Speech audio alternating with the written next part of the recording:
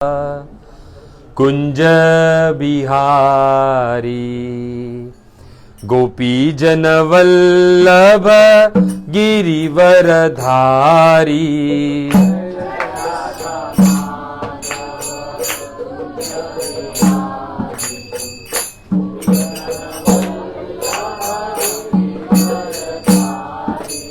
जय राधा माधव कुंज बिहारी गोपी जन वल्लभ गिरिवर धारी।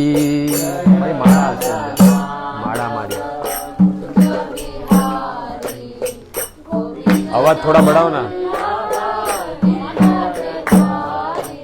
गिरिवर धारी जय जय गिरिवर धारी।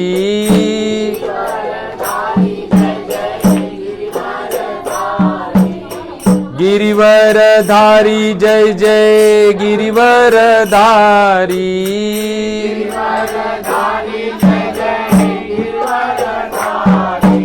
गोपी जन वल्लभ गिरिवर धारी। कैसा घूमा है ना। गोपी जन वल्लभ गिरिवर धारी।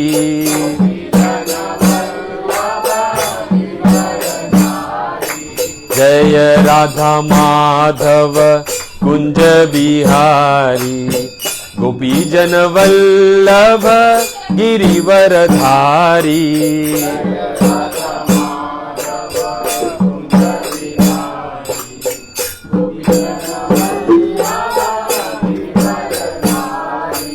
जय राधा माधव कुंज बिहारी गोपी जन वल्लभ गिरिवर धारी।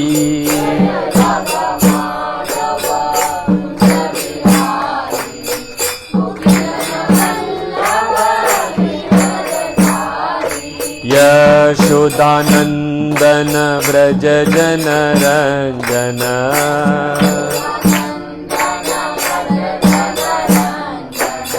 यशोदानंदन व्रज जन रंजन।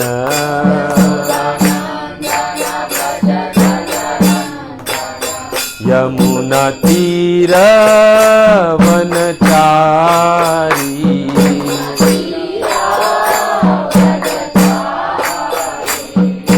जय राधा माधव कुंज बिहारी गोपी जन वल्लभ गिरिवर धारी।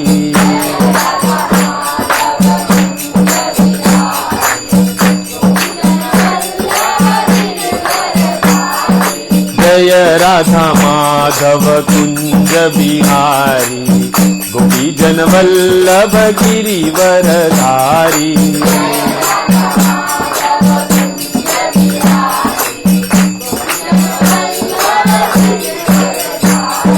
हरे कृष्णा कृष्णा कृष्णा हरे हरे। हरे राम राम राम हरे हरे।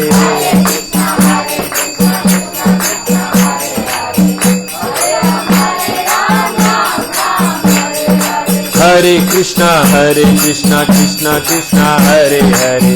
हरे राम राम राम हरे हरे।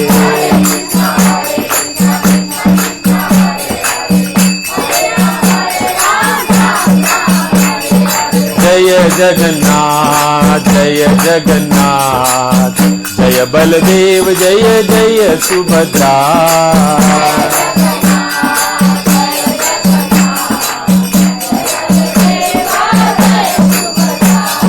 जय जगन्नाथ जय बलदेव जय जय सुभद्रा।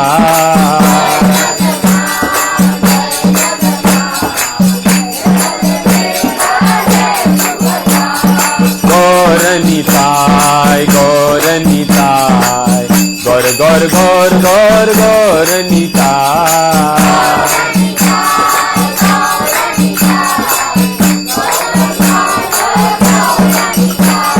जय प्रभुपाद जय प्रभुपाद जय प्रभुपाद जय शिल प्रभुपाद।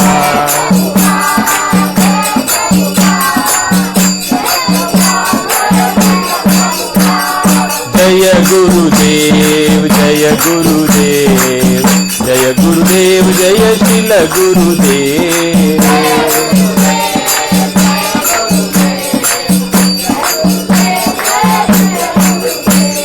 वृंदावन धाम जय जय गौर निताय, मायापुर धाम जय जय गौर निताय।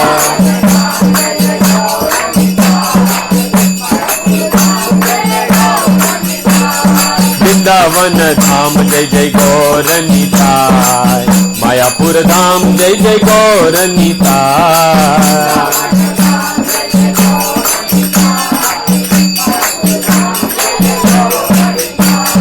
गौर निताय गौर निताय, गौर गौर गौर गौर गौर निताय।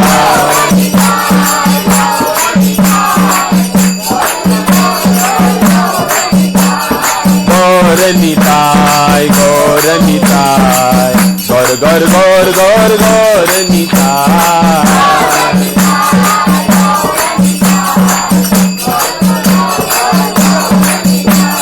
युग धर्म हरिनाम संकीर्तन की, जगत गुरु शील प्रभुपाद की, निताय गौर हरि प्रेमानंदे।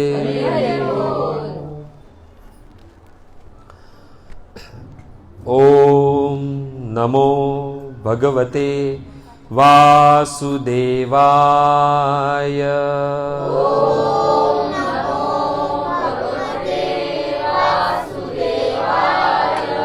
ओम नमो भगवते वासुदेवाय।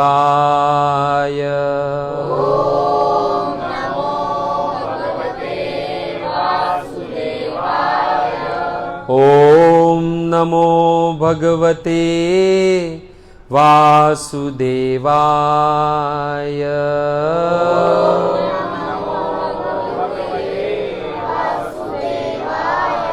नारायणं नमस्कृत्यं नरं चैव नरोत्तमं, देवीं सरस्वतीं व्यासं ततो जयमुदीरये।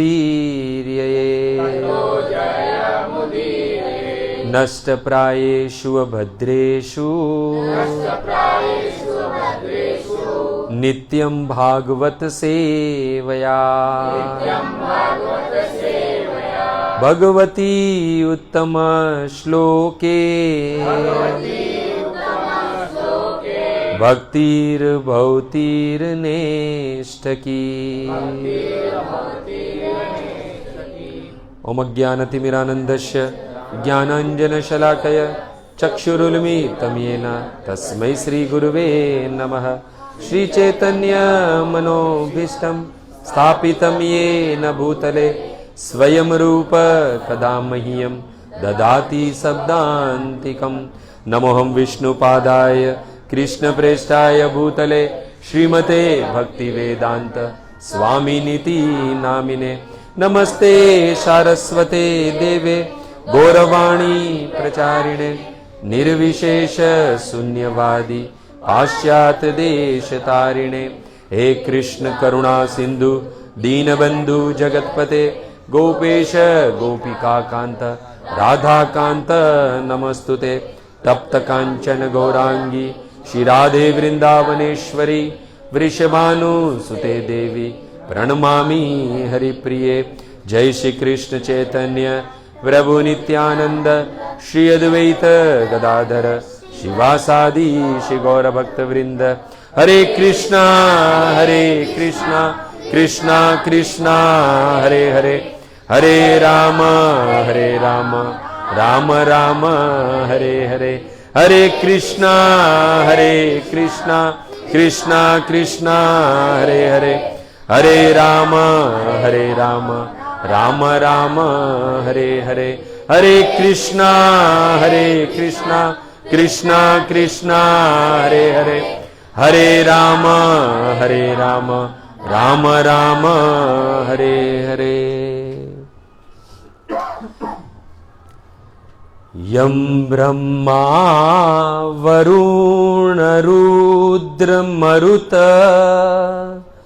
स्तुवन्ति दिव्ये स्तवे वेदे साङ्गपदक्रमोपनिषदे गायन्ति यं सामगा ध्यानावसिस्ततत्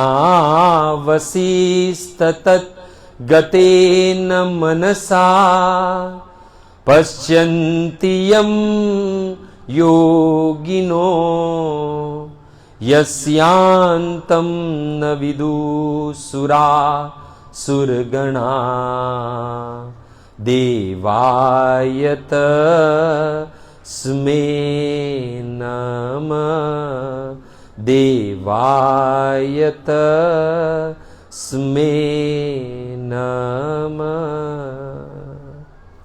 मखेश्वरी क्रियेश्वरी स्वधेश्वरी सुरेश्वरी त्रिवेद भारतीश्वरी प्रमाण शासनेश्वरी रमेश्वरी क्षमेश्वरी प्रमोदकाननेश्वरी ब्रजेश्वरी ब्रजाधिपे श्रीराधिके नमोस्तुते श्रीराधिके नमोस्तुते। आराध्यो भगवान् ब्रजेश तनय तदधाम वृन्दावनम् रम्या काञ्चिदुपासना ब्रजवधो वर्गेण या कल्पिता श्रीमद्भागवतं प्रमाणममलम् प्रेमापुमर्तो महान् श्री चैतन्य महाप्रभु मतीदं तत्रादरो न पर तत्रादरो न पर। जय जय राधारमण जय जय नवल किशोर जय गोपी चित चोर प्रभु जय जय माखन चोर जय जय माखन चोर। श्री कृष्ण भगवान की श्री राम भगवान की जय। जगत गुरु शील प्रभुपाद की जय। तो सभी भक्तों का हार्दिक स्वागत है। साथ ही साथ आप सब भाईंदर के भक्तों के चरणों में आपके इस दास का प्रणाम। हरे कृष्णा। तो भक्तों, भारतवर्ष जिसे साधु संतों का देश कहते हैं, यहाँ पर ही भगवान के सारे अवतारों का जन्म हुआ। यानी भगवान ने यहाँ पर ही, यही भूमि पर भगवान ने अवतार लिए। अगर देखा जाए तो पवित्र नदियाँ भी इसी भारत में है। साधु संतों का भी बात मत कीजिए, कोई भी बात मत कीजिए, वो जैसे भी बचता है रहने दो, बजने दो उसको, कोई प्रॉब्लम नहीं है। जितनी भी पवित्र नदियां हैं वो भी भारत में है। जितने भी साधु संत यदि हुए तो वो भी भारत भूमि पे ही हुए हैं। और भक्तों, इस 84 लाख की योनि के चक्करों से यदि मुक्त होना है और भगवत धाम जाना है तो भगवत धाम जाने का स्थान भी ये भारत भूमि ही है। इसलिए सुखदेव गोस्वामी पंचम स्कंद में 19वें अध्याय में कहते हैं कि मनुष्यों के उद्धार के लिए भगवान नर नारायण आज भी बद्रिकाश्रम में तपस्या करते हैं। भारत अपि वर्षे भगवान नर नारायण आख्य आकल्पतान, यानी आज भी भगवान नर नारायण हम सब लोगों का उद्धार करने के लिए बद्रिकाश्रम में तपस्या करते हैं। देखा जाए तो स्वर्ग के देवता भी इस भारत भूमि पर जन्म लेने के लिए तड़पते हैं, क्योंकि जानते हैं कि मनुष्य जीवन मिला और यदि भारत भूमि मिल गई तो भगवत धाम बड़ी आसानी से प्राप्त हो सकता है। इसलिए देवता भी सोचते हैं कि ऐसा कौन सा मनुष्य ने, जो मनुष्य भारत भूमि पर जन्म लेते हैं, देवता भी स्वर्ग में सोचते हैं कि इसने कौन सा ऐसा पुण्य किया है जिसके कारण इसका जन्म भारत भूमि पे हुआ है। इस संसार में देखा जाए तो 10 वस्तु बड़ी ही दुर्लभ है, वो आसानी से नहीं मिलती है, जिसमें सबसे पहले है कि मनुष्य देह मिलना। ये सबसे बड़ा भाग्य है, बड़ा ही दुर्लभ वस्तु है जो प्राप्त कर लेता है वो। दूसरा है कि उत्तम कुल मिलना। तीसरा है कि लंबा आयुष्य मिलना। बाद में है कि 5 इंद्रियां परिपूर्ण मिलना। फिर काया जो है वो निरोगी रहना। फिर साधु संतों का संग मिलना। भगवान की वाणी को सुनना, यानी भगवान की कथा को सुनना। ये सब दुर्लभ वस्तु है जो बता रहा हूं मैं। साथ ही साथ जो भगवान की कथा कहते हैं वो भगवान की कथा पर श्रद्धा होना, और साथ ही साथ अंत में किसी सच्चे गुरु से या फिर भगवान के शुद्ध भक्त से दीक्षा मिल जाना। और सबसे बड़ी बात, इन 9 दुर्लभ चीजें और 10वीं चीज है कि आर्य क्षेत्र यानी भारत भूमि प्राप्त करना। और भारत भूमि, हम लोग क्या सोचते हैं कि हमारा शायद जन्म अमेरिका में हुआ तो अच्छा होता, लंदन में हुआ होता तो अच्छा होता है ना, पर भारत भूमि में हमारा जन्म हुआ है तो ये एक बात निश्चित है कि कहीं ना कहीं हमने पूर्व जन्म में ऐसे कोई पुण्य के कार्य किए होंगे जिसके कारण हमारा जो जन्म है वो भारत भूमि पे हुआ है। इसलिए हमें गर्व होना चाहिए। ऐसा कहा जाता है कि यदि ब्रह्मलोक मिल जाए, ब्रह्मलोक में आयु जो है वो कल्पांत है, यानी कि बहुत करोड़ों अरबों वर्ष तक हम जीवित रह सकते हैं अगर ब्रह्म लोक मिल जाए, सत्य लोक मिल जाए तो कहते हैं करोड़ों अरबों वर्षों का आयुष्य मिल जाए। उससे भी श्रेष्ठ यदि कोई चीज है तो कहते हैं क्षण आयुष्यम भारत भुजियो वरम। यदि भारत भूमि पे क्षण भर का भी आयुष्य मिल जाता है तो उस ब्रह्मा के लोक से भी कई ज्यादा श्रेयकर श्रेष्ठ माना गया है। तो वही भारत भूमि पर आज सबसे देखा जाए तो बहुत ही पवित्र दिवस है आज क्या है? वसंत पंचमी है। दरवाजा बंद कर दो ना, आवाज बंद हो जाएगा। कोई अच्छा है, ऐसा है। अरे हाँ बस। तो आज से ही वसंत ऋतु प्रारंभ हुई है, आज ही के दिन से। आज वसंत पंचमी है, माघ महीने की पंचम यानी 5वां दिन है, इसे वसंत पंचमी कहते हैं। भारत में देखा जाए तो ऐसे 3 ऋतुएं देखी जाती है। कौन सी है? गर्मी, सर्दी और वर्षा। परंतु भारत ही एक ऐसा देश है जहां पर 6 ऋतुएं है, यानी हर 2 महीने में ऋतुएं बदलती है। जैसे कि वर्षा, ग्रीष्म, शरद, हेमंत, शिशिर और वसंत। और ये वसंत ऋतु आज से शुरू होती है और शरद ऋतु जो है आज उनका विश्राम होता है और वसंत ऋतु आज से शुरू होती है। और सारी 6 ऋतुओं में ये वसंत ऋतु जो है वो उसे सभी ऋतुओं का राजा कहा गया है, इस वसंत ऋतु को। और आज ही के दिन से वसंत पंचमी, जिसे वसंत ऋतु आरंभ होती है। तो इस परम पवित्र दिवस में बहुत सारी देखा जाए तो बहुत सारी पवित्र घटनाएं घटी हुई है। जैसे हम गोड़िया है, चैतन्य महाप्रभु के पद चिन्हों पर चलने वाले हैं। तो चैतन्य महाप्रभु की जो द्वितीय पत्नी थी, जिनका नाम था विष्णु प्रिया, जिनका आज आविर्भाव दिवस है, बराबर है, आविर्भाव दिवस है। आज ही के दिन उनका धरातल पर अवतार हुआ था। देखा जाए तो विष्णु प्रिया एक स्त्री धर्म बताती है कि किस प्रकार हमें हमारे जीवन में भजन भक्ति करनी चाहिए, किस प्रकार एक स्त्री को भजन करना चाहिए, उसकी शिक्षा है ये विष्णु प्रिया ने दी है हमें, जो चैतन्य महाप्रभु की द्वितीय पत्नी थी। ऐसा देखा जाए तो भगवान जब जब कभी भी अवतार लेते हैं तो अवतार लेने से साथ ही साथ धरातल पर जब अवतार लेते तो साथ ही साथ उनकी अनेक को शक्तियां है वो भी अवतरित तो होती है। तो देखा जाए तो भगवान की मुख्य 3 शक्तियां बताई गई है। एक श्री शक्ति है, एक भू शक्ति है और एक है लीला शक्ति। स्त्री शक्ति किसे कहते हैं? जो भगवान का ऐश्वर्य और भगवान की सौंदर्य को प्रस्तुत करती है, उसे स्त्री शक्ति कहा जाती है।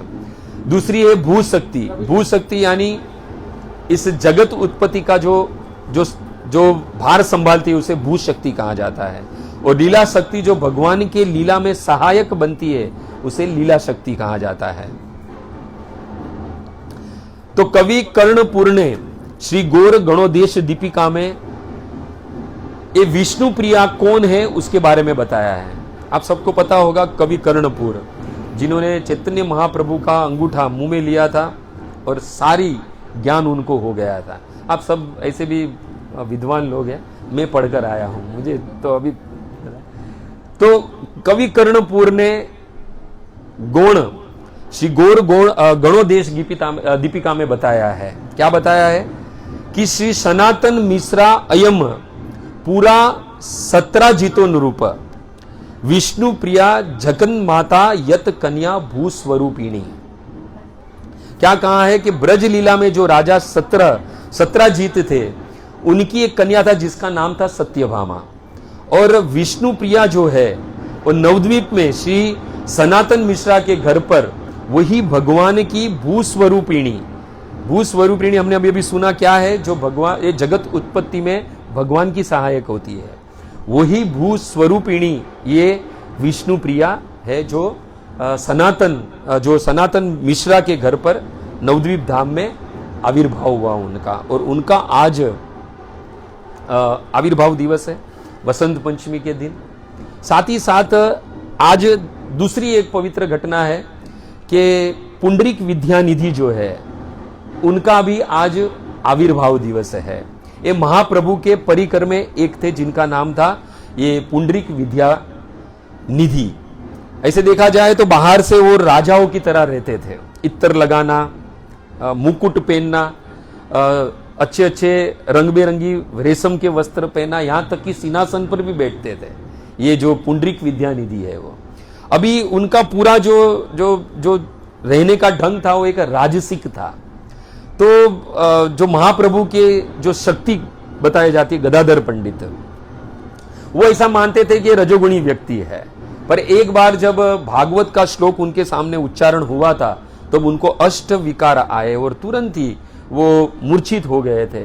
और कहाँ मुकुट गिर गया, कहाँ जो अच्छे अच्छे वस्त्र थे रेशमी, सब बिखर गए थे। और जब ये देखा गदाधर पंडित ने तब उनको एहसास हुआ कि मेरे मन में जो इनके लिए संशय पैदा हुआ था कि ये राजसिक है वो गलत था, ये तो कृष्ण के भक्त है। क्योंकि वैष्णवेर क्रिया मुद्रा विज्ञान बुझे, वैष्णव की क्रिया और मुद्रा जो है वो जल्दी किसी को समझ में नहीं आती है। और बाद में यही गदाधर पंडित को जो संशय हुआ था उसका मार्जन करने के लिए यही पुंडरीक विद्यानिधि से दीक्षा प्राप्त की थी उन्होंने। तो आज ऐसे महान आचार्य जो पुंडरीक विद्यानिधि है उनका आज आविर्भाव दिवस है भक्तों।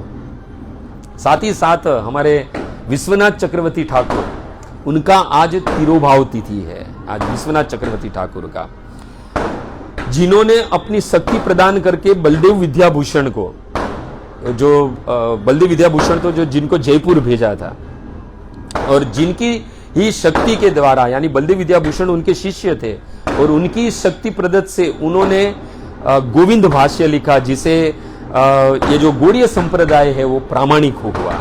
बराबर है। वही विश्वनाथ चक्रवर्ती ठाकुर का आज तिरोभाव तिथि है भक्तों। यही गौड़ीय संप्रदाय के आचार्य ने हमें 2 महान ग्रंथ दिए हैं। किसने? ये विश्वनाथ चक्रवर्ती ठाकुर ने। सबसे पहले उन्होंने दिया है माधुर्य कादिंबनी और दूसरा उन्होंने दिया भक्ति रसामृत सिंधु बिंदु, जो उन्होंने महान ग्रंथ जो गौड़ियों को प्रदान किए हैं। साथ ही साथ ये राधा कुंड के पास कृष्णदास कविराज गोस्वामी की जो भजन कुटिया है उनके साथ मुकुंद दास के साथ में वो वहां पर रहते थे, उन्होंने वास किया है। साथ ही साथ जिनके द्वारा श्री श्री गुरुवाष्टकम जो हम सुबह में मंगला आरती में गाते हैं, यही आचार्य की देन है, जिसके कारण हम सुबह सुबह में मंगला आरती में हम वैष्णवों को याद करते हैं, गुरु को याद करते हैं, गुरु की महिमा गाते हैं। वही ये महान गौड़िया आचार्य श्रील विश्वनाथ चक्रवर्ती ठाकुर यही माघ मास की वसंत पंचमी के दिन भगवान की पुनः लीला में प्रवेश किया, यानी इस भौतिक देह को छोड़कर भगवान की नित्य लीला में प्रवेश किया उन्होंने। साथ ही साथ हमारे वृंदावन, आप सब लोग गए रहेंगे वृंदावन, है ना। वृंदावन में कितने प्रमुख मंदिर है हमारे गौड़िया के, कोई बता सकता है? 7 मंदिर है। तो जो 7 मंदिर है वो कौन से हैं? क्रम वाइज अगर चले तो सबसे पहले है राधा मदन मोहन, दूसरा क्रम वाइज चले तो राधा गोविंद, तीसरा राधा गोपीनाथ, चौथा जो शक्तिपीठ माना जाता है राधा दामोदर, राधा दामोदर से थोड़े आगे जाएंगे तो राधा श्याम सुंदर, श्याम सुंदर से थोड़ा आगे जाएंगे तो राधा रमण, और बाद में थोड़ा लेफ्ट लेंगे तो राधा गोकुलानंद। ये 7 हमारे गौड़िया के प्रमुख मंदिर है। वृंदावन में जाए तो हो सके तो यही क्रम से हमें दर्शन करने हैं, नहीं भी हो सके पर वृंदावन में जाए और ये मंदिर के दर्शन नहीं करें हम, तो हमारा वृंदावन जाने का जो फल है वो हमें पूर्ण रूप से प्राप्त नहीं होता है। इसलिए जब भी वृंदावन में जाए, कहीं और जगह जाए न जाए, यदि हमारी भजन भक्ति बढ़ानी है, कृष्ण के प्रति प्रेम बढ़ाना है, तो ये 7 मंदिर के दर्शन करने बहुत जरूरी है। जैसे सबसे पहले है राधा मदन मोहन, जो विग्रह है वहां पर वो किसके सेवित है? सनातन गोस्वामी के। फिर राधा गोविंद जो रूप गोस्वामी के सेवित विग्रह है। फिर गोपीनाथ जो है वो मधु पंडित के सेवित विग्रह है। फिर राधा दामोदर जीव गोस्वामी हम सब जानते हैं, शक्तिपीठ है हमारी, जहाँ श्रील प्रभुपाद बहुत वर्षों तक रहे और भागवत का अध्ययन वहां पे ही किया है। साथ ही साथ उसके बाद राधा श्याम सुंदर जो श्यामानंद प्रभु के सेवित विग्रह है, उसके बाद राधा रमण जो गोपाल भट्ट, और राधा गोकुलानंद जो लोकनाथ स्वामी के सेवित विग्रह है। तो इन 7 विग्रहों में से जो राधा गोविंद जो विग्रह है, जो राधा गोविंद जो है, उनका प्राकट्य दिवस आज ही वसंत पंचमी के दिन हुआ था।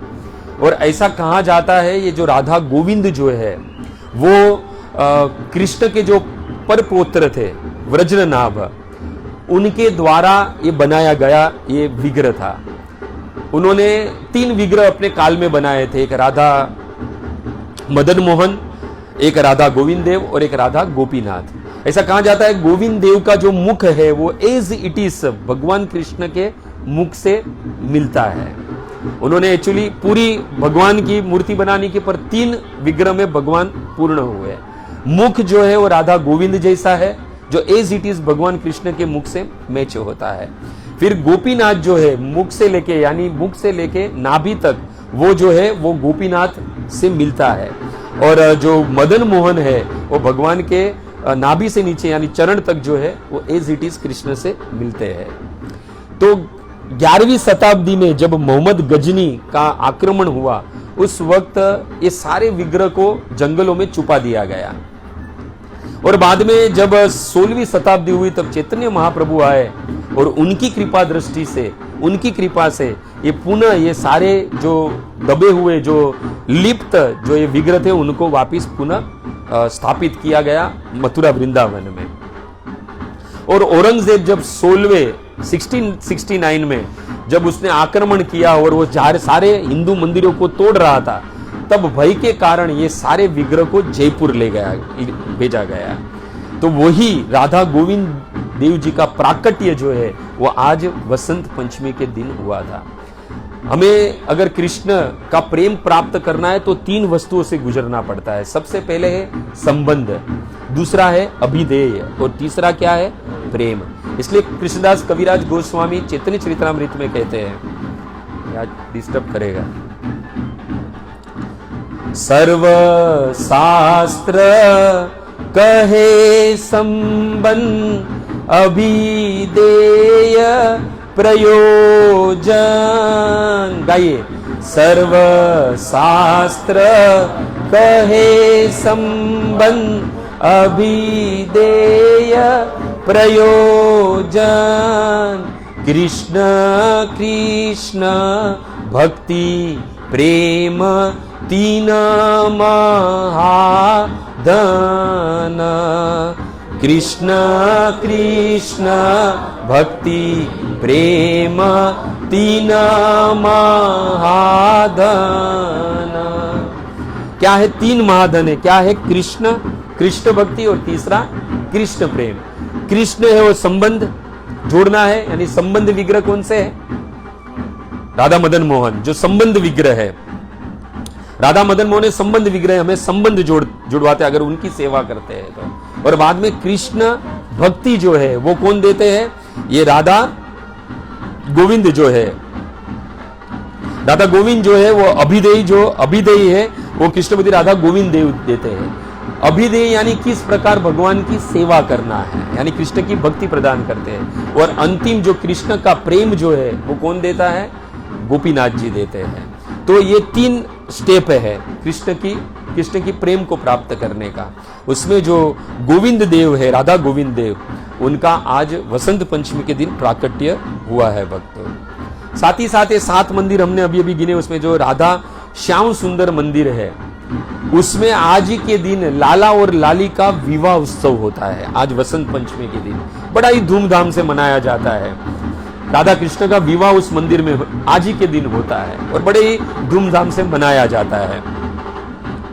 दूसरा, आज ही के दिन दंडकारण्य वन में जब भगवान श्री राम की पत्नी सीता को रावण के द्वारा हरा गया और बाद में भगवान उनकी शोध में घूमते घूमते दंडकारण्य वन में सबरी से मिले थे, तो सबरी और राम का जो मिलन है वो आज ही के दिन वसंत पंचमी के दिन हुआ था भक्त। और आज ही के दिन मां सरस्वती का प्राकट्य दिवस है। आज ही का दिन जो है, ऐसा कहा जाता है कि सृष्टि के प्रारंभ में जब भगवान विष्णु की आज्ञा से ब्रह्मा जी ने जो है इस सृष्टि का रचना किया, तेने ब्रह्म हृदय आद कविये, भगवान ने सारा ज्ञान है वो ब्रह्मा जी के हृदय में स्थापित किया और वही ज्ञान से ब्रह्मा जी ने पूरी सृष्टि का निर्माण किया। और ऐसा कहा जाता है कि जब ब्रह्मा जी ने जब सृष्टि बनाई तो संतुष्ट नहीं हुए। ब्रह्मा जी ने जब ये सृष्टि बनाई तो वो संतुष्ट नहीं हुए, उनको ऐसा लग रहा था कुछ कमी है, कुछ ना कुछ कमी है।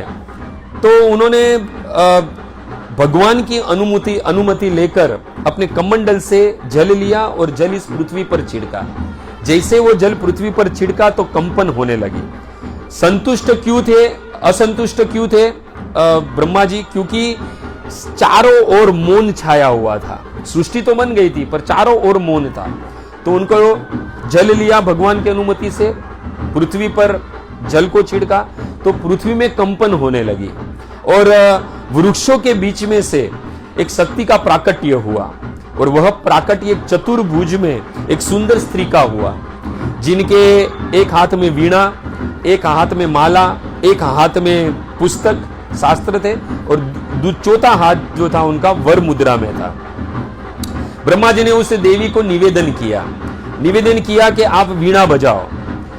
वीणा बजाने का निवेदन किया। उस स्त्री ने वीणा बजाई और पूरे भूमंडल पर यानी पूरे संसार में जो है वो मधुर नाद होने लगा।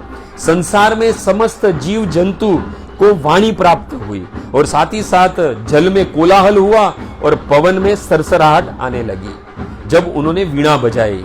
इसलिए ब्रह्मा जी ने उस वाणी की देवी, वीणा की देवी को सरस्वती कहा। और सरस्वती का हम सब लोग जानते हैं, बहुत सारे नाम है, जैसे भागेश्वरी, भगवती, शारदा, वीणावादिनी, भाग्य देवी, अनेकों नामों से उनकी पूजा होती है। तो आज हम जानेंगे कि ये सरस्वती माँ का आज प्राकट्य दिवस है, जिसे वाणी की देवी कहा गया है, संगीत की देवी कहा गया है, बुद्धि और ज्ञान की भी देवी कहा गया है। तो आखिर ये वाणी की सार्थकता क्या है? आखिर ये वाणी की सार्थकता क्या है? वाणी की सार्थकता है कि ये वाणी जो है वो भगवत गुणानुवाद में लगे। ये वाणी की सार्थकता है, वाचा मिली है, मां सरस्वती की कृपा है। यदि हम बोल रहे हैं, हम देखते हैं कोई मूंगे रहते हैं तो बेचारा कुछ बोल नहीं पाता है, पर यदि हम बोल पा रहे हैं तो ये पूरी कृपा है वो मां सरस्वती की है। तो मां सरस्वती की कृपा से हमें वाचा मिली, वाणी मिली, तो उसका सार्थकता, उसकी सार्थकता, उसका सदुपयोग क्या है? उसको भगवत गुणानुवाद में लगाना है, भगवान के नाम पे लगाना है, जपना है, भगवान का कीर्तन करना है, और साथ ही साथ ये वाणी मिली है तो भगवत प्रचार करना है ना। तो ये वास्तविक सार्थकता है वाणी की। और ये मनुष्य देह मिला है, वाणी मिली है, भारतीय क्षेत्र मिला है, सब कुछ एक साथ में मिला है, तो हमें इसका सदुपयोग करना चाहिए।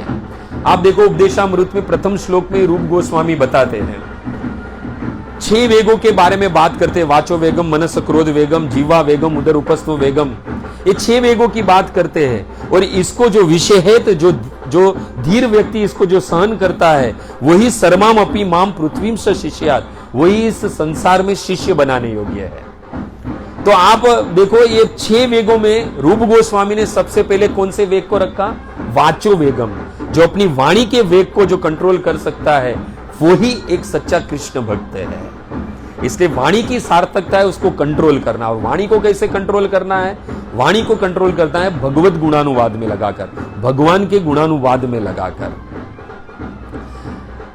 अगर ये वाणी भगवत गुणानुवाद में नहीं लगती है तो यमराज के वचन है भक्तों, यमराज जी कहते हैं जीवहान वक्ति भगवत गुणानुमध्ये, जिसकी जीवा भगवान के गुणानुवाद में नहीं लगती है तो यमराज कहते हैं मैं स्वयं अपने हाथों से उसे दंड देता हूं, उस जीव को।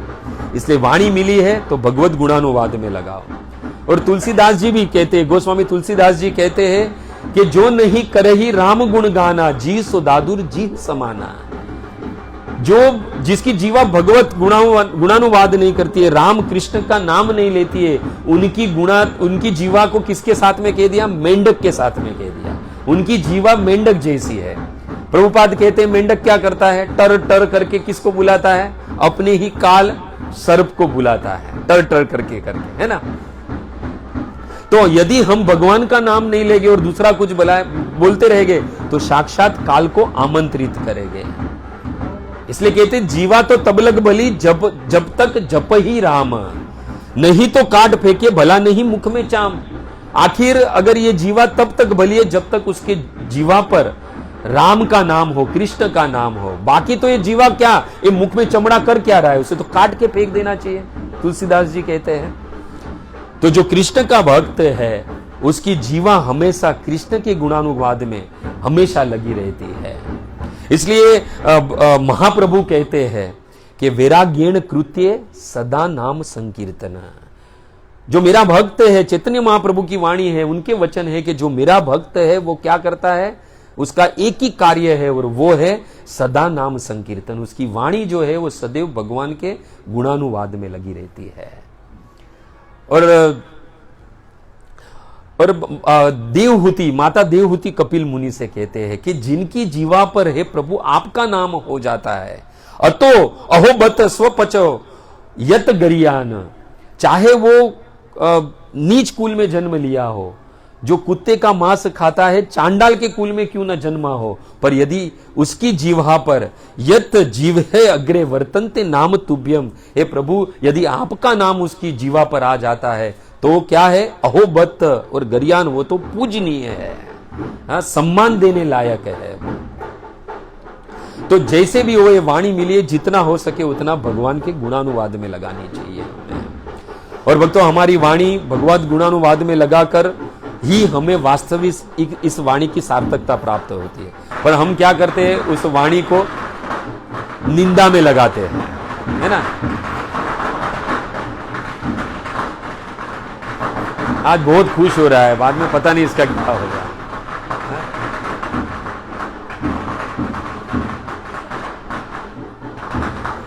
सामने कोई वाणी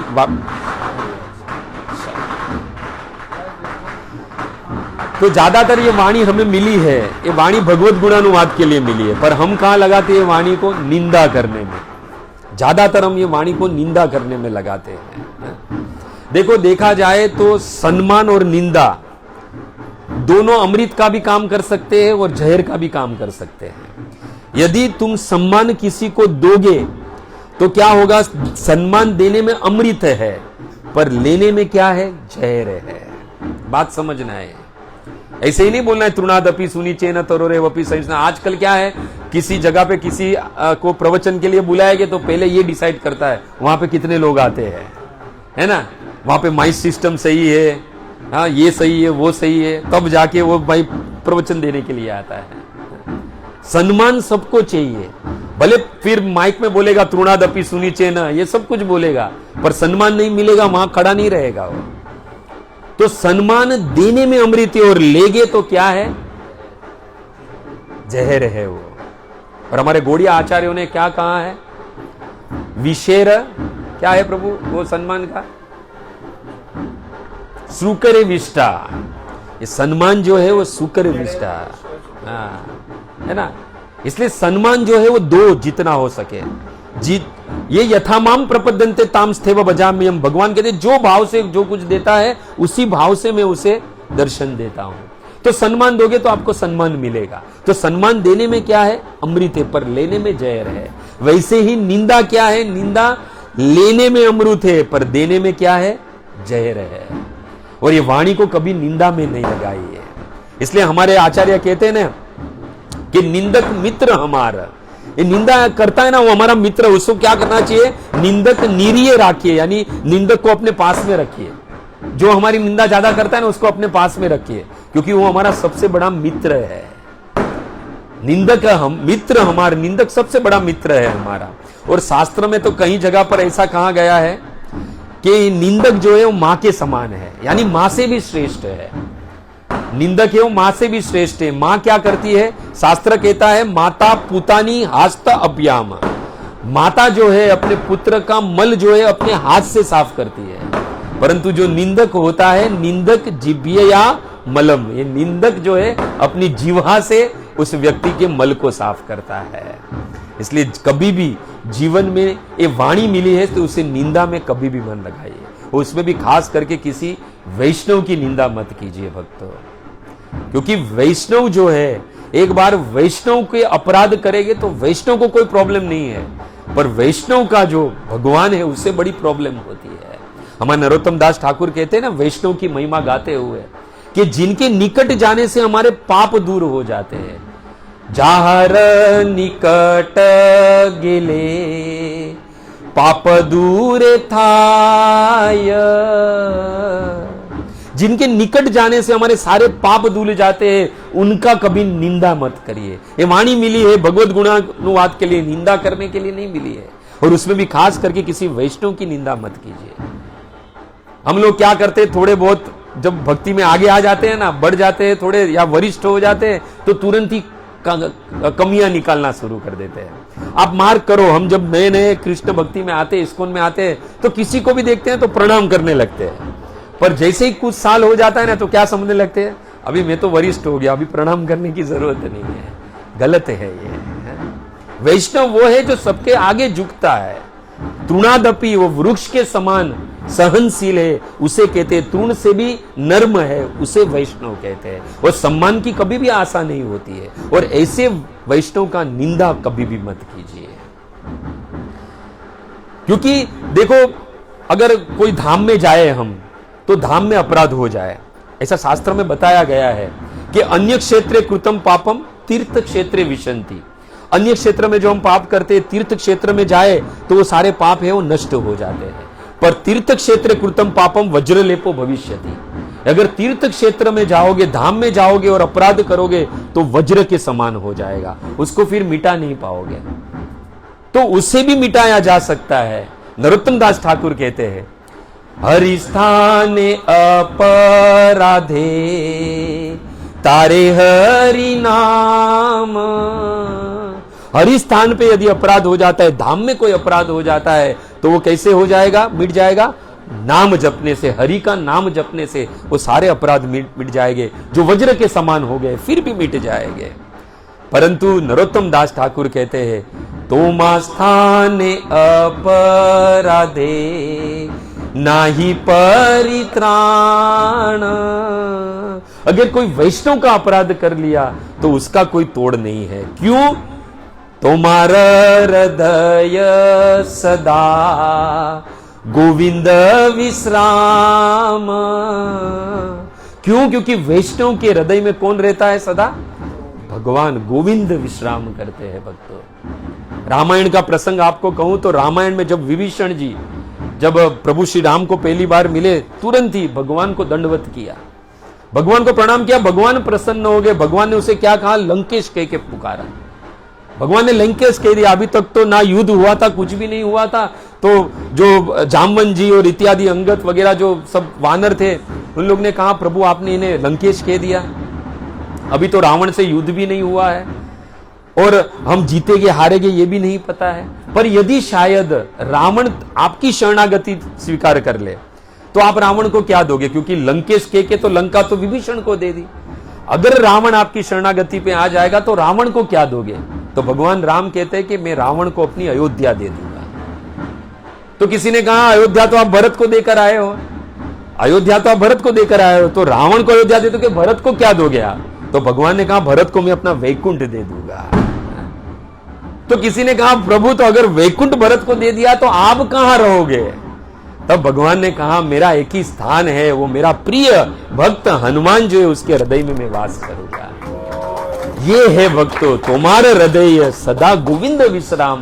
भगवान के भक्त जो है उनके हृदय में स्वयं भगवान वास करते हैं भक्तों, और उनकी निंदा मत करो भक्तों। इसलिए तो नरोत्तम दास ठाकुर कहते हैं ना, प्रतिजन में करी आशा चरणेर धूली, नरोत्तम में कर दया अपनार बली। वैष्णव ठाकुर जय वैष्णव ठाकुर, वैष्णव ठाकुर जय वैष्णव ठाकुर। वास्तविक ये निंदा है ना, कभी वैष्णव की मत करो, क्योंकि उनके हृदय में भगवान रहते हैं। वैष्णव का अपराध करोगे तो वैष्णव का संत का हृदय कैसा होता है? संत हृदय नवनीत समाना। गरुड़ जी को कागभूषणी जी कहते हैं कि संत का जो मन वचन काया से जो किसी का भला चाहता है वही संत है, सुवद खग राजा। और ऐसे लोग की अगर वाणी मिली और हम निंदा करें तो वास्तविक देखा जाए तो हमें बहुत बड़ा अपराध लगता है। इसलिए वाणी मिली है तो वैष्णवों के गुणगान गाओ, भक्तों के गुणगान गाओ, उनकी निंदा मत करो। और स्कंद पुराण में कहा गया है, अम्बरीश महाराज कृष्ण से प्रार्थना करते हैं स्कंद पुराण में कि नेत्र ममे तव विग्रह क्षणे, ये प्रभु ये मेरे नेत्र जो है वो आपके अर्च विग्रह के दर्शन करे। स्तोत्रे कथायाम, ये कर्ण मिले आपकी कथा सुने, और रसनाम तद अर्पिते, ये वाणी को आपकी कथा मिले। ये स्कंद पुराण में अम्बरीश महाराज की प्रार्थना है। और वही प्रार्थना भागवत में भी नवम स्कंद में जो चौथे अध्याय में अम्बरीश महाराज करते, अपनी सारी इंद्रिया जो है वो कृष्ण में लगाने की बात करते हैं। सवे मने कृष्ण पदार विंदयो वाचांसी वैकुंठ गुणानुवर्णने, करो हरेर मंदिर मार्जनादेशु, श्रुतिम चकार अच्युत सत्कथा उदय, मुकुंद लिंग मालयम दर्शने दसो तद्भृत्य गात्र स्पर्शे समगमम, धराणम च तद पाद सरोज सवरभे श्रीमते तुलसी रसनाम तद अर्पितम, पादो हरे क्षेत्र पादानुसर्पणे, शिरो ऋषिकेशाय पाद अभिवंदन, कामम च दास्य न तु काम कामया, यथोत्तम श्लोक जनाश्रय रति। सारी इंद्रियों में अम्बरीश महाराज कैसे वाचांसी वैकुंठ गुणानुवर्णने, ये वाचा मिली है कहां करनी है, लगाने उसका सदुपयोग वैकुंठ गुणानुवर्णने, उस वैकुंठपति उस भगवान कृष्ण विष्णु राम की गुणगान में ये वाणी लगानी चाहिए। इसलिए आज का दिन मां सरस्वती का प्राकट्य, और जिनकी ही कृपा से हमें वाचा हमें वाणी मिली है, तो उसका सदुपयोग करें हम भक्तों। साथ ही साथ ऐसा कहा गया है कि इस वाणी से जितना हो सके उतना भगवान का नाम लो, भगवान के गुणगान करो, भक्तों के गुणगान करो, वैष्णव के गुणगान करो, और साथ ही साथ जितना हो सके इस वाणी से प्रार्थना करो भक्तों। किसकी? भगवान से प्रार्थना करो, स्तुति करो, जितना हो सके उतना। आप देखो भीष्म हो, उन्होंने भी स्तुति की, वाणी थी तो स्तुति की, कुंती ने स्तुति की, ध्रुव महाराज, प्रहलाद महाराज, यहां तक कि भागवत के वित्रासुर ने भी भगवान को स्तुति की, और स्तुति में भी उन्होंने प्रथम 4 श्लोक गाए हैं उन्होंने, और 4 श्लोक को सुखदेव गोस्वामी ने चतुर्श्लोकी भागवत कह दिया। उसमें प्रथम श्लोक में ही ये वाणी की बात करते हैं वित्रासुर क्या कहते हैं? अहम हरे तव पाद एक मूलम दासानुदास भवितास्मि भूय मन स्मरे तसुपेत गुणित गुणात वाक कर्म करो तु काया। ये वाणी जो है वो प्रभु आपके गुणानुवाद में लगे। ये वाणी मिली है भक्तों मात्र एक और एक भगवान के गुणानुवाद करने में। इसलिए कैसे भी करके ये वाणी को भगवान के गुणानुवाद में लगाओ। आप बताओ, वो 5 साल का बालक ध्रुव, उनके पास वाणी थी, उन्होंने क्या किया? वो 12 मंत्र जो नारद जी के द्वारा प्रदान हुआ, ओम नमो भगवते वासुदेवाय, और वो 12 अक्षर को 6 महीना अपनी वाणी से भगवान को प्रार्थना की, स्तुति की, तो भगवान प्रकट हो गए भक्तों। और कितनी बड़ी आशा लेके वो 5 साल का बालक निकला था। रास्ते में नारद मुनि मिले, नारद मुनि ने कहा, कहां जा रहे हो? खेलने कूदने की उम्र है तुम्हारी, मुझे पता है तुम्हारे बाप के साथ झगड़ा हो गया है, तुम्हें वो सिंहासन चाहिए, तुम्हारा बाप मेरा चेला है उत्तानपाद, मैं तुम्हें वो सिंहासन दिला दूंगा। धन्य है वो ध्रुव भक्तों। उन्होंने कहा, अभी मुझे ना मेरे पिता उत्तानपाद का राज्य चाहिए, ना ही उनके पिता मनु का भी राज्य नहीं चाहिए, जिन्होंने 71 चतुर्युग तक इस भूमंडल पर राज्य किया था। उस ध्रुव ने कहा, मुझे अभी उनका भी राज्य नहीं चाहिए। अरे छोड़ो, मेरे पिता उत्तानपाद, उनके पिता मनु और उनके पिता ब्रह्मा का भी राज्य नहीं चाहिए, अभी मुझे उससे भी बड़ा राज्य प्राप्त करना है। और हम सब जानते हैं, इसी वाणी से भगवान को प्रसन्न किया। ओम नमो भगवते वासुदेवाय का नाम लेकर, मंत्र का 6 महीना नाम लिया और भगवान प्रकट हो गए। और भगवान ने उन्हें कितनी सारी वस्तुएं प्रदान की, ध्रुव लोक दिया, जो कल्पांत के अंत में भी उसका क्षय नहीं होगा, वो भगवान ने उन्हें प्रदान किया भक्तों। इसलिए ये वाणी मिली है तो जितना हो सके उतना भगवान से प्रार्थना कीजिए भक्तों। प्रार्थना में बड़ी ताकत है। शायद हमारे शब्द हमारी बीबी ना सुने, बाजू वाला ना सुने, बच्चे ना सुने, कोई ना सुने शायद, परंतु भगवान जरूर सुनते हैं। और जब भी प्रार्थना करते हो, स्तुति करते हो, तो नयन गलदस्यु धारया वंदनम गदगद रुदिया गिरा पुल के निचितम वपु कदा तब नाम गृहणे भविष्यति। आंख में से आंसू निकलने चाहिए भक्तों। ये वाणी मिली है, जब जब भी कृष्ण का नाम ले तो आंख में से आंसू की धारा बहनी ही चाहिए। अगर नहीं बहती है तो हमारे नरोत्तम दास ठाकुर कहते हैं कि पाषाणों कुटीबे माता अनले पसीबे, कहते हैं कि मैं अग्नि में प्रवेश कर जाऊं यदि ये कृष्ण आपका नाम लेने से आंख में से अश्रु की धारा नहीं निकलती है। अपना सिर है वो पाषाणों कुटीबे माता, वो पत्थर पे सर फोड़ के मैं अपने प्राणों को त्याग दूं यदि आपका नाम लूं इस वाणी से और आंखों से अश्रु की धारा न निकले। आप देख लीजिए भागवत में जिन ने भी भगवान को स्तुति की सब लोग रोए हैं। यहां तक कि सुखदेव गोस्वामी ने कहा है, परीक्षित उस गोपियों को देख लीजिए जो सर्वश्रेष्ठ कृष्ण की भक्त मानी जाती है। उस गोपियों ने भी जब रोना गाया, तब जाके भगवान मिले। बिना रोए मेरे कृष्ण नहीं मिल सकते, समझ लेना। परंतु जब हम इस भौतिक वस्तुओं के लिए, इस भौतिक जगत के लिए और भौतिक संबंधों के लिए रोते हैं, वो रोना दुखदायक है। वो रोना किसी को पसंद नहीं आएगा। आप बताओ, हम में से कोई रोना शुरू करेगा तो हमें पसंद आएगा? किसी को पसंद नहीं आएगा, क्योंकि रोना बेसुरा होता है, वो कान को नहीं, कर्ण को प्रिय नहीं होता है। पर वहां पर सुखदेव गोस्वामी परीक्षित महाराज से कहते हैं कि गोपियों का रोना कैसा था? रुरुद सुस्वरम राजन, उनका रोना भी सुर में था। क्यों? क्योंकि कृष्ण दर्शन लालसा, क्योंकि उनकी लालसा क्या थी? कृष्ण को देखने की, कृष्ण को प्राप्त करने की। तो ये वाणी मिली है तो जितना हो सके उतना भगवान का नाम लो, क्योंकि ये वाणी में जब भगवान का नाम लोगे तो आंखों में से अश्रु की धारा होगी। और यदि नहीं हो रही है तो माफ कीजिएगा, अभी तक हमारी भक्ति शुरू नहीं हुई है, अभी भी हम कहीं ना कहीं ढोंग कर रहे हैं, ये समझ लेना। मंदिर में जाए और मंदिर में जाके कृष्ण के दर्शन करके आंखों में से अश्रु की धारा ना निकले तो व्यर्थ है जीवन, व्यर्थ है जीवन। आप देखो, जिन्हें भी कृष्ण को पुकारा तो भगवान दौड़े चले आए। हम सब जानते हैं, जब अश्वत्थामा ने ब्रह्मास्त्र छोड़े, 6 ब्रह्मास्त्र छोड़े, 5 पांडव पर और एक उत्तरा के गर्भ में, और उत्तरा दौड़ते दौड़ते किसके पास गई? किसको प्रार्थना की? भगवान को प्रार्थना की, पाही पाही देव देव जगत पते, मेरी रक्षा करो। वहां पर द्रौपदी को देख लीजिए, जब उसका वस्त्र हरण हो रहा था तब उसने किसको पुकारा? भगवान को पुकारा। ऐसा वर्णन है, परम पूज्य गुरु महाराज कहते हैं कि उस सभा में 20 लाख आदमी थे। कितने? 20 लाख आदमी मौजूद थे, परंतु किसी ने भी द्रौपदी का रक्षा नहीं की, किसी ने भी द्रौपदी की मदद नहीं की। यहां तक कि उसके 5 पति भी थे भक्तों। और अपना हमारे जैसे नहीं थे, उनके तो 5 कैसे थे, सब तरीके से श्रेष्ठ थे, फिर भी उनकी द्रौपदी की रक्षा नहीं कर पाए। और वो दुशासन जिसे 10,000 हाथियों का बल था, वो घसीटते हुए उसको उस सभा में लेकर आया। और उस वक्त द्रौपदी थी, वो रजस्वला थी, एक वस्त्र में थी, और उसको लेकर उस सभा में लेकर आया घसीटते हुए। सबके पास गई द्रौपदी, अपनी वाणी सबके पास जाकर प्रार्थना की, सबसे याचना की, कुछ मिला नहीं। इसलिए वाणी की सार्थकता, प्रार्थना की सार्थकता एक ही है, गोविंद से करें।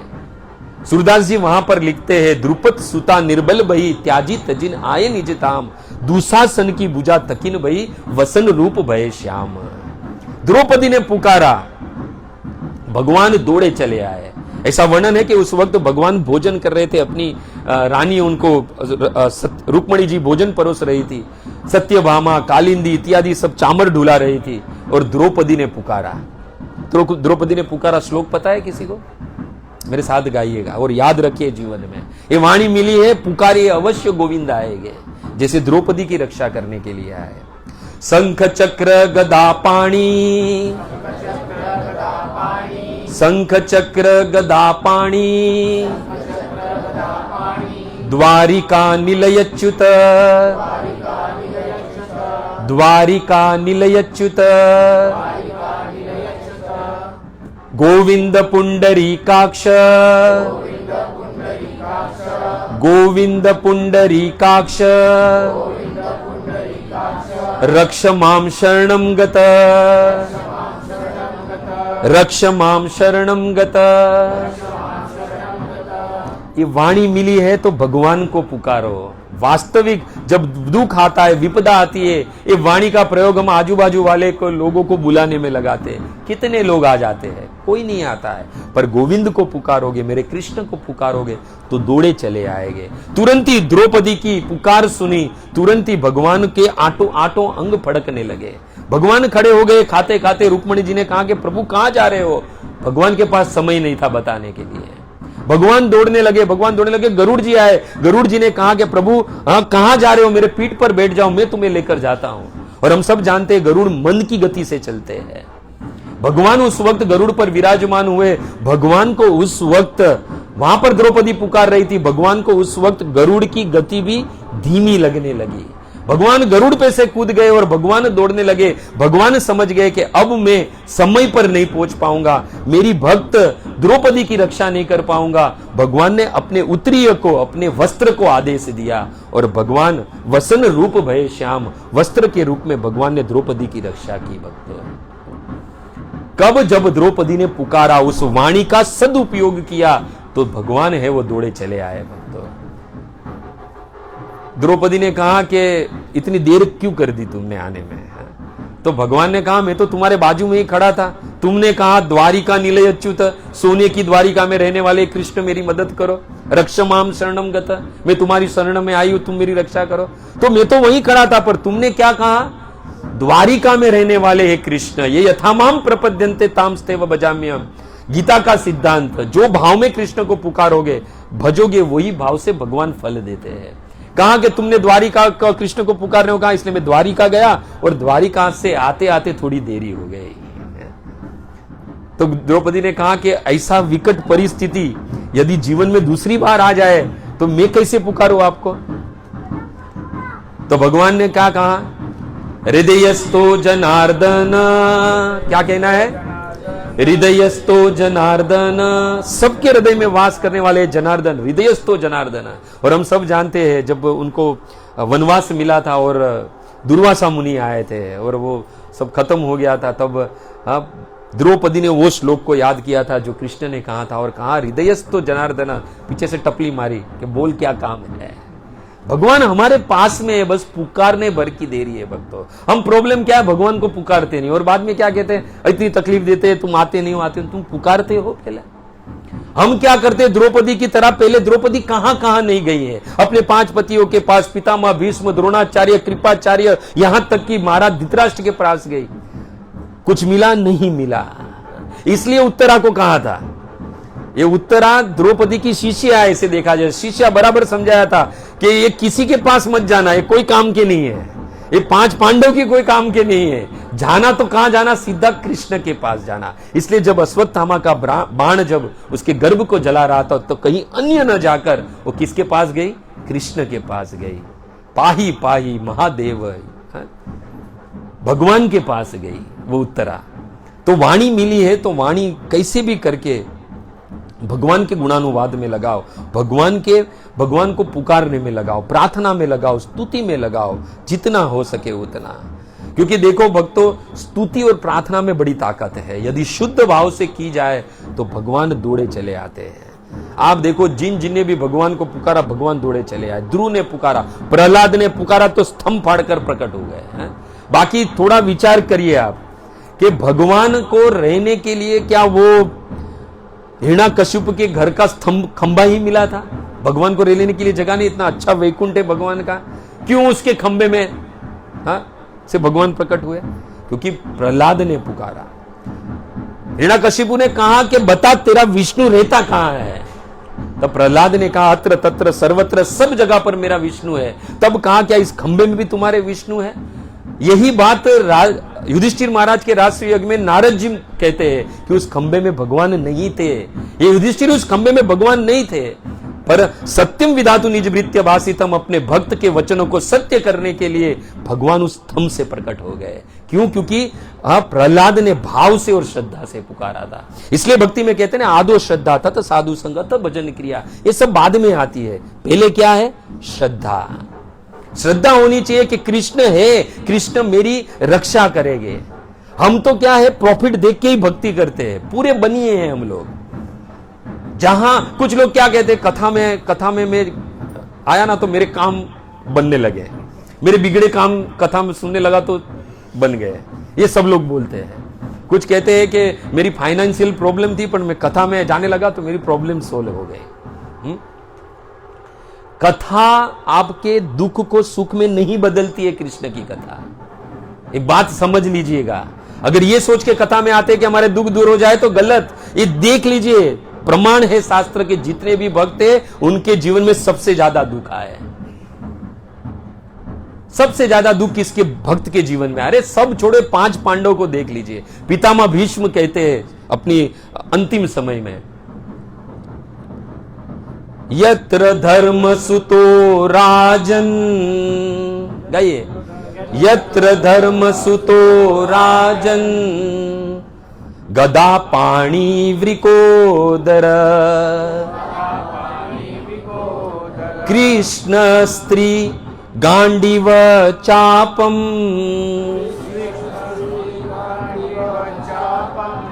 सुहद कृष्णस्तविपद। बताओ कि वो पांडवों के 5 पांडवों के जीवन में सबसे पहले क्या कहते हैं? धर्म सुतो, यत्र धर्म सुतो राजन, जो धर्म के साक्षात पुत्र थे युधिष्ठिर महाराज। गदा पाणी विकोदर, जिसमें हजारों 10,000 हाथियों का बल, वो भीम था। और कृष्ण स्त्री यानी गांडीव चापम, जो गांडीव अस्त्र शस्त्र धारण करने वाला अर्जुन था। ये 3 तो छोड़ो, उनके साथ कौन थे? सुहद कृष्ण, यानी सबका हित करने वाले कृष्ण थे। तत् विपद, फिर भी विपदा थी उनके जीवन में। इसलिए हम तो वो लायक तो नहीं है कि हमारे साथ में कृष्ण रहेंगे। जिनके साथ में कृष्ण थे उनके जीवन में कितनी विपदा थी, बचपन से लेके अंत समय तक विपदा, फिर भी उन्होंने कभी कृष्ण का साथ नहीं छोड़ा। हम तो क्या करेंगे, कथा में आएंगे, हमारा काम बनेगा तो ठीक है, काम नहीं बना तो कथा में आना बंद कर देंगे। तो कथा हमारे दुख को सुख में नहीं परिवर्तन करती है। कथा हमारे बिगड़े हुए काम को नहीं बनाती है। कथा का वास्तविक फल है तुम्हें सुख और दुख से परे लेकर जाना। कथा में जो आदमी आता है वो सुख और दुख से परे हो जाता है। अगर अपने भौतिक दृष्टांत से मैं आपको समझाऊं तो छोटी गाड़ी को बड़ी गाड़ी कर दे, छोटे घर को बड़ा घर करे, ये है कृष्ण की कथा। वास्तविक देखा जाए, ऐसे नहीं कि छोटे घर को बड़ा करे वो कृष्ण की कथा है, नहीं। इसलिए कथा में आते हो, कृष्ण की भक्ति भजन भक्ति करते हो तो ये मत सोचो कि मैं आज ये छोटे घर में रह रहा हूं 1 BHK में तो 2 BHK में चले जाऊंगा, 3 BHK में चले जाऊंगा। गलत, वो फल ही नहीं है कृष्ण की भक्ति का। कृष्ण की भक्ति का फल है सुख दुख से परे लेकर जाना। जहां कहीं पे भी मिले, स्वर्ग मिले अपवर्ग तुल्य अर्थ दर्शनम, शिव जी कहते हैं कि ये तो भगवान का भक्त है, उसे कहीं पे भी रखो, है पार्वती, चाहे नरक में रखो, स्वर्ग में रखो या अपवर्ग, भगवान का धाम भी मिल जाए तो भी तुल्य अर्थ दर्शनम उसके लिए तो समान है। और भगवान भगवत गीता में अपने भक्त की क्वालिटी बताते हुए कहते हैं मेरा भक्त कैसा है, तो कहते हैं सम दुख सुख क्षमी, जो सुख और दुख को सम समझता है वही मेरा भक्त है। सच्च मम प्रिय, वही मुझे सबसे ज्यादा प्रिय है। तो वैसा बनो जो कृष्ण को प्रिय है। हमें तो कृष्ण प्रिय है, आप सबको कृष्ण प्रिय है ना? पर क्या ये कभी सोचा है कि हम कृष्ण को प्रिय है? ये कभी सोचा है? नहीं, वो सेकेंडरी है कि हमें कृष्ण पसंद है, पर क्या कृष्ण को हम पसंद है, ये सबसे बड़ी बात है। और कृष्ण को कौन पसंद है? तो भगवत गीता का 12वां अध्याय खोलो, 12वें श्लोक से लेके 20वें श्लोक, 8 श्लोक में भगवान ने कह दिया कि मुझे कौन पसंद है। अद्वेष्ट सर्वभूतानां मैत्री करुणेवच निर्ममम निरहंकार सम दुख सुख क्षमी संतुष्ट यत आत्मा दृढ़ निश्चयी मयि अर्पितो मनोबुद्धि समय भक्त प्रिय, वही मुझे सबसे ज्यादा प्रिय है। और भगवान का भक्त कैसा होता है वो तो कपिल मुनि माता देवहूति से कहते हैं, तितिक शिव कारुणिका सुवद सर्वदेही नाम अजात शत्रुवत शांत साधव साधु आभूषण, वो मेरा भक्त है। तो ये क्वालिटी डेवलप करो। आज हमें एक क्वालिटी मिली है वाणी, मां सरस्वती की कृपा से, तो उस वाणी का सदुपयोग करो जितना हो सके उतना। आज बड़ी प्रसन्नता होती है कि ये श्रील प्रभुपाद की कृपा है कि जिसके कारण हम इतने व्यस्त बॉम्बे में, मुंबई जैसे शहर में लेके माया नगरी में रहते हुए भी हम भगवान की कथा सुनने के लिए यहां पर बैठे हैं। ये कृपा है श्रील प्रभुपाद की भक्तों। बाकी प्रभुपाद नहीं होते तो मैं हमेशा कहता हूं इसमें से आधे सिनेमा घर में और आधे बियर बार में पड़े होते हैं। ये प्रभुपाद की कृपा है जिसके कारण हम सब लोग के भाल पे तिलक, गले में कंठी, हाथ में माला, मुख पर कृष्ण का नाम, गर्व है हमें कि हम वैष्णव है भक्तों। 4 वर्ण भगवान ने बनाए, चातुर्य वर्ण मया सृष्टम गुण कर्म विभागश, 4 वर्ण कृष्ण ने बनाए, ब्राह्मण, क्षत्रिय, वैश्य और शूद्र। इन चारों वर्ण से श्रेष्ठ कौन है? वैष्णव है भक्तों, क्योंकि वो राम, कृष्ण और विष्णु की भक्ति करता है।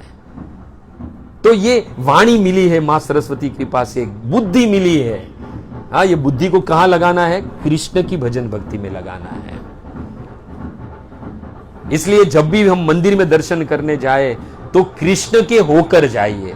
कथा में भी आते तो कृष्ण के होके आइए, तो अद्भुत अनुभव मिलेगा। वास्तव में जीवन में हम समझ पाएंगे कि जीवन में हमने जो कुछ भी हमें कृष्ण की कृपा से मिला है, आज वाणी जो है मां सरस्वती की कृपा से मिली है, तो उसका सदुपयोग हम करें।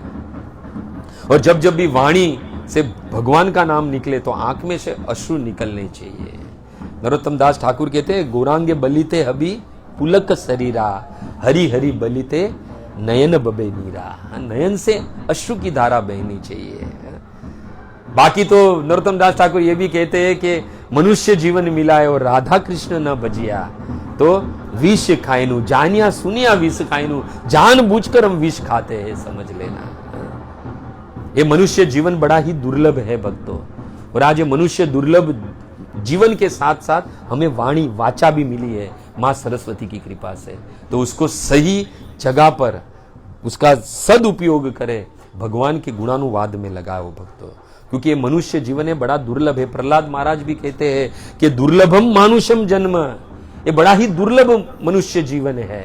भगवान राम के वचन है रामायण में, बड़े भाग मानुष्य तन पावा, सुर दुर्लभ सब ग्रंथ ही गावा। ये बड़े बड़े देवता भी तरसते मनुष्य शरीर प्राप्त करने के लिए, और हमें ये मनुष्य शरीर मिला है साधन धाम मोक्ष कर द्वारा। ये मोक्ष तक, भगवत धाम तक प्राप्त करने का साधन है, इसका दुरुपयोग मत करो। नेत्र मिले हैं तो उसको भगवान के अर्च विग्रह में लगाओ। ये कर्ण मिले हैं, भगवान की कथा सुनाओ।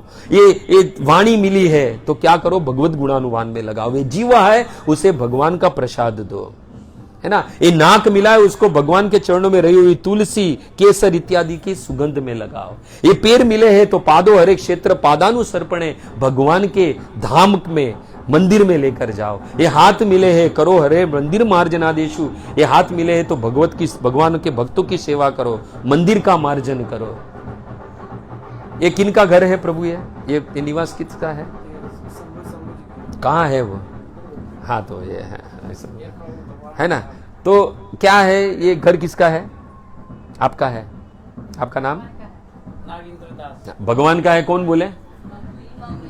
ये आपकी पत्नी है, भगवान का है। तो चलो हम इस्कॉन को दे दो भाई, हमें तो बहुत जरूरत है अभी, है ना प्रभु? है? दे दो। दोगे? नहीं दोगे, ये बोलने की बात है खाली, नहीं देंगे, क्योंकि हमें अभी भरोसा नहीं है कि हमें कहां रखेंगे। हाँ, अगर हम ये दे देंगे तो हम कहां रहेंगे? ये सबको चिंता है। अगर यही चिंता षड गोस्वामी ने की होती ना, तो आज हमें वृंदावन नहीं मिला होता। ये पूर्ण श्रद्धा होनी चाहिए। अगर सब कुछ अगर मेरा चले जाए तो कृष्ण मेरी रक्षा करेंगे। योगक्षेमम वहाम्यहम्।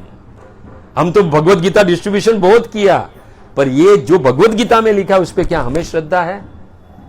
ये होनी चाहिए। योगक्षेमम वहाम्यहम् अवश्य मेरी वहन करेंगे भगवान कृष्ण।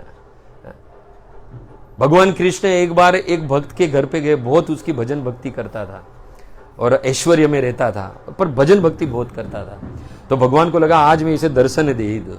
तो भगवान गए और भगवान जैसे उसके घर बंगलों में रहता था, घर पे का तो लंबी 2-3 गाड़ी खड़ी थी और भगवान ने देखा बहुत सुंदर आलीशान बंगला है। भगवान ने बेल मारी, वो दरवाजा खुला, सामने भगवान को देखा तो दंडवत प्रणाम कर लिया और अपने आप को भाग्यवान समझने लगा कि साक्षात भगवान अपने धाम से मुझे दर्शन देने आए हैं। एकदम प्रसन्न हो गया। भगवान को आसन वासन दिया, बिठाया, भगवान के चरणों में बैठा, भगवान के चरण को धोए और चरणामृत लिए। फिर भगवान ने कहा कि ये बाहर जो गाड़ी जो है, किसकी है? ये 3-3 इतनी बड़ी बड़ी गाड़ी खड़ी है। तो उसने क्या कहा कि प्रभु आपकी है। वो हमारे जैसा नहीं था। उसने कहा कि प्रभु आपकी है। कहा ये सुंदर सुंदर घर, इतना बड़ा बंगला है, वो किसका है? महल जैसा है। कि प्रभु आपका है। कहा इस तरह ये सोफा, ये टीवी, ये फ्रिज, इतना सुंदर साजो सामान किसका है? कहा प्रभु आपका है। फिर भगवान को अपने मंदिर जो अल्टर बनाया था वहां पर लेकर गया। भगवान ने कहा मंदिर किसका है? तो कहा प्रभु आपका मंदिर है। फिर उसे कहा इसमें जो अर्च विग्रह है किसके है? तब उसने क्या कहा? ये मेरे है प्रभु, ये मेरे है, ये आपके नहीं है। यानी जो भगवान है उसे अपना बनाओ, सारा संसार आपके सामने झुकेगा। आप बताओ प्रभुपाद जब गए विदेश में तो कितने रुपए थे? 40? हाँ? नहीं, उन्होंने वहां पर जो जलदूत में गए थे वहां उन्होंने कैंटो बेचा, मतलब दिया था, उसके जो पैसे आए थे उनको। लेफ्ट जाऊं राइट जाऊं वो भी पता नहीं था उनको, बताओ। और आज विश्व में ऐसा कोई देश नहीं है जहां पर सुबह में कृष्ण के नाम का डंका न बजता हो, क्योंकि श्रद्धा थी कि योगक्षेमम वहाम्यहम्, कृष्ण मेरा अवश्य वहन करेंगे। बस यही हम लोग मार खा जाते हैं, यही मार खा जाते हैं। हम देखो पाश्चात्य लोग ने प्रभुपाद के काल में सब लोग ने अपना सब कुछ दे दिया। आज भी वृंदावन में जाइए, एक माता जी है रशियन जो बुक डिस्ट्रीब्यूट करती है हमारे कृष्ण बलराम मंदिर में। मैं प्रथम बार वृंदावन गया तो उनसे मिला, तो मैंने एक बुक वही थी, तो मैंने कहा कि व्हाट्स द प्राइस? तो उसने कहा 20 रुपया। तो मैं तो हैरान हो गया। मैं बोला एक तो फॉरेनर है और हिंदी बोलते हैं। उन्होंने अपना सब कुछ मंदिर को दान में दे दिया है और वृद्ध है। उनसे मैंने बातचीत की तो उन्होंने बताया कि मैं कभी भी वृंदावन छोड़ के बाहर नहीं जाती हूँ, मैंने अपना सब कुछ प्रभुपाद को दे दिया है, बस प्रभुपाद की आशीर्वाद और कृष्ण मेरी रक्षा करेंगे। मैं वृंदावन छोड़ के नहीं जाना चाहती। एक मेरी तबीयत भी खराब होती है ना, तो यहाँ पे जितनी भी सुविधा है उसमें ही मैं चला लेती हूँ। शायद मैं वृंदावन से बाहर जाऊं और मेरी मृत्यु हो गई तो मेरा सारा जीवन विफल हो जाएगा। मेरा इच्छा है कि मैं वृंदावन में ही जन्म लूं, इसलिए वो वृंदावन छोड़ के नहीं जाते हैं। तो भक्तों श्रद्धा रखो कृष्ण पर। कृष्ण पर श्रद्धा रखोगे तो सब कुछ होगा, सब कुछ होगा। नहीं क्यों होगा? श्रद्धा ही हमारा सारा काम बना देगी।